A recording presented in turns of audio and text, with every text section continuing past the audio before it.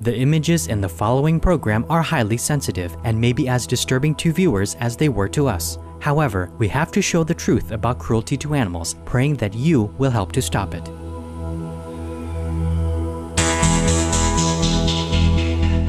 This is the Stop Animal Cruelty series on Supreme Master Television. This week we'll hear from Michael Budke, the vegan co-founder and executive director of the US-based non-profit organization Stop Animal Exploitation Now, on the subject of animal experimentation. The group was established in 1996 to help put an end to animal abuse in so-called scientific research. Now let's meet Mr. Budke to learn more about his organization and its benevolent work. The work that we do is about the use of animals in laboratories. It's all about animal experimentation. And I first became concerned about this during my education because I spent 9 months as a student inside an animal research facility and actually saw animals used in experimentation and was taught how to do it. I've actually had animals die in my own hands, and that's what first generated the concern that we have for this issue. There are several categories of animal testing, all equally heartless and unconscionable. Mr. Budke tells us more. One of the kinds of animal testing or experimentation that people run into on a daily basis, whether they know it or not, is the use of animals for the testing of consumer products. Everything from laundry detergent to floor cleaner to mouthwash and toothpaste are tested on animals. Typically, these are things that are varieties of toxicity testing where, for example, in the LD50, rats and mice are literally force-fed the chemicals that make up these different products, including things like floor cleaners, until half of them die. That's what the LD50 means. It's lethal dose to 50% of the animals used in the experiment. Another kind of testing that a lot of people do come in contact with also is the testing of drugs and pharmaceuticals. And this is probably the only kind of testing that is actually required by law as far as involving animals. The testing of consumer products is required. They have to do some kind of safety testing, but there is no requirement that animals are a part of that. Probably a larger and more widespread use of animals in laboratories is what takes place in colleges and universities and a lot of other private labs, which is much more along the lines of basic science, where they purport to look at what happens in basic physiology and how the body works. One of the real problems with this, though, is that human anatomy and physiology is very different from that of any other species. That's why you go to a medical doctor, but dogs and cats and primates are taken to veterinarians. The animals used in these appalling experiments are commonly obtained from breeders who produce them based on demand in conditions similar to those of puppy mills. Other sources of test animals include animal shelters, public auctions, and businesses in the animal entertainment industry like zoos and circuses.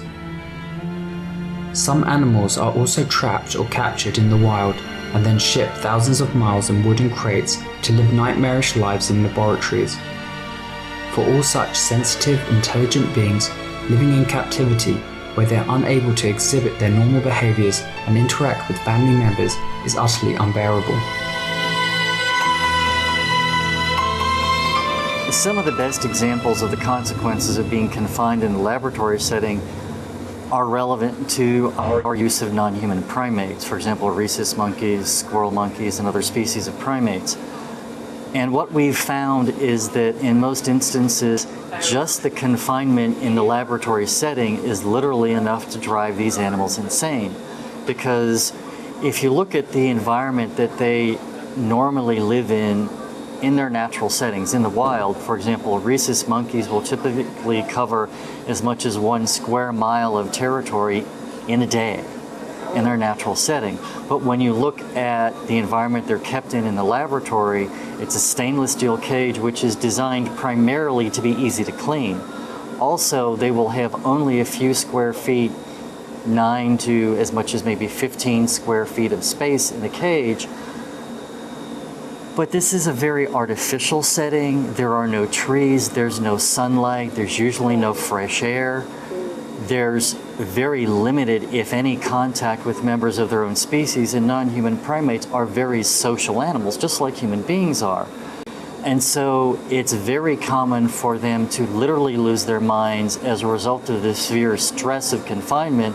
They'll also become self-destructive to the point where they will actually begin to rip out their own hair, they'll bite and tear at their own flesh.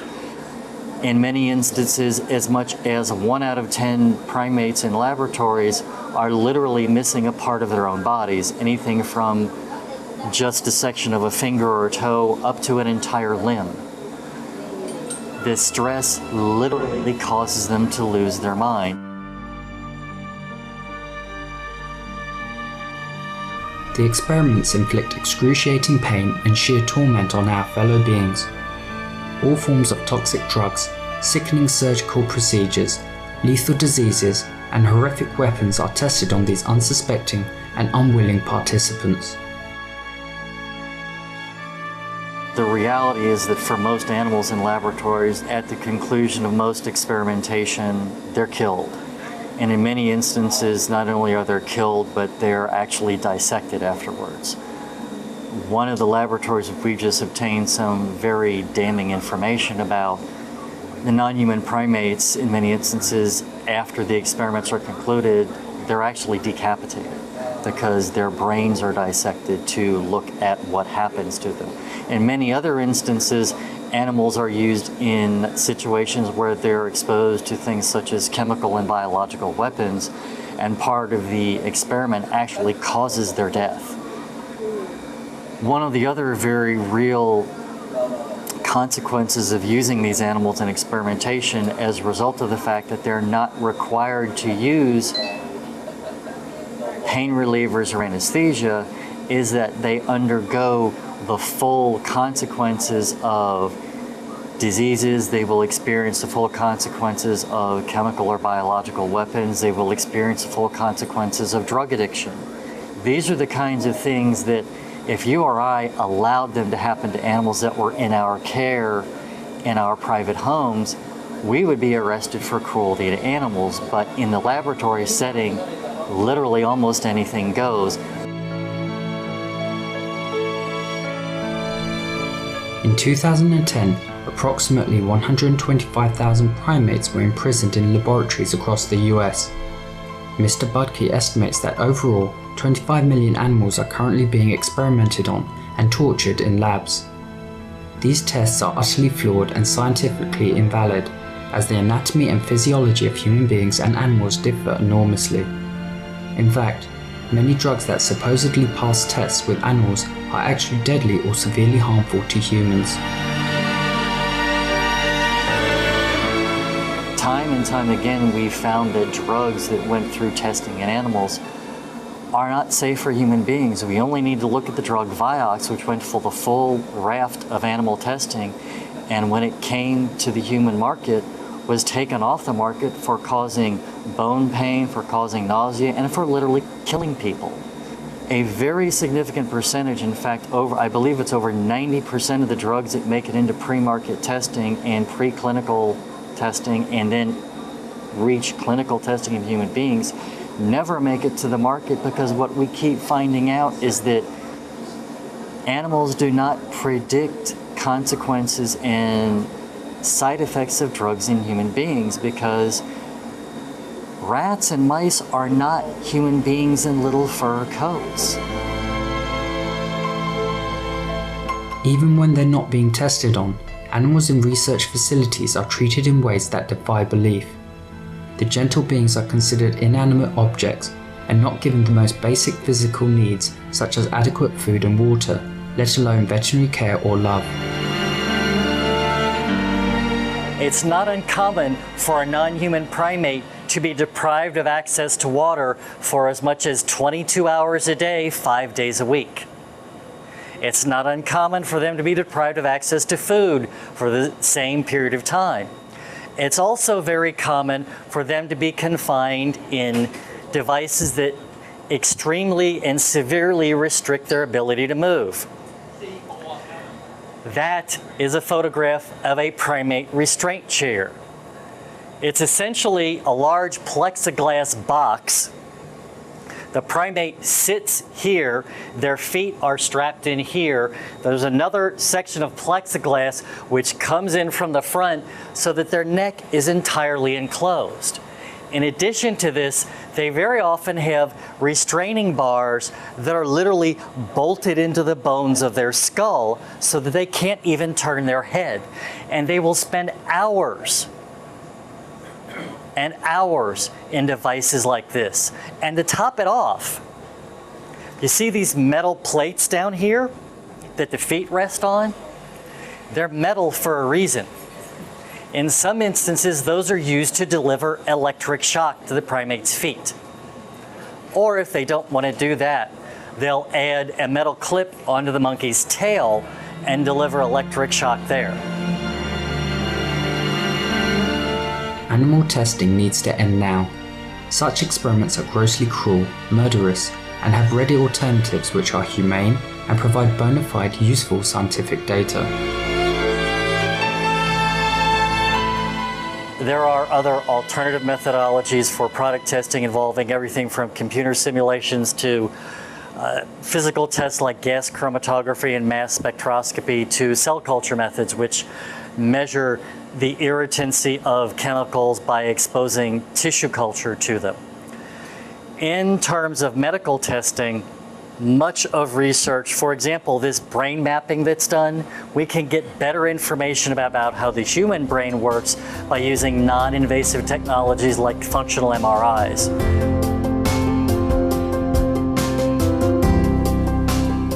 By refusing to purchase drugs or consumer products tested on animals or that use animal ingredients, and letting our lawmakers know that we want these bloody and barbaric animal experiments ended immediately, we as individuals can help make this testing a thing of the past.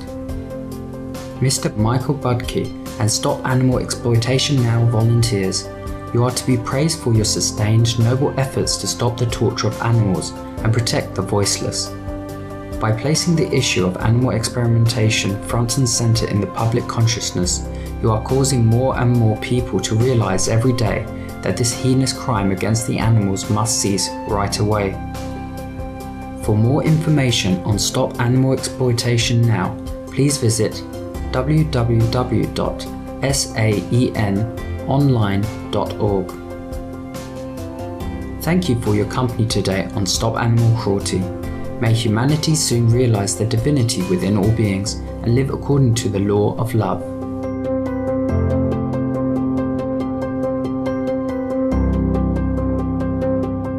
For more details, please visit www.suprememastertv.com/stop-animal-cruelty.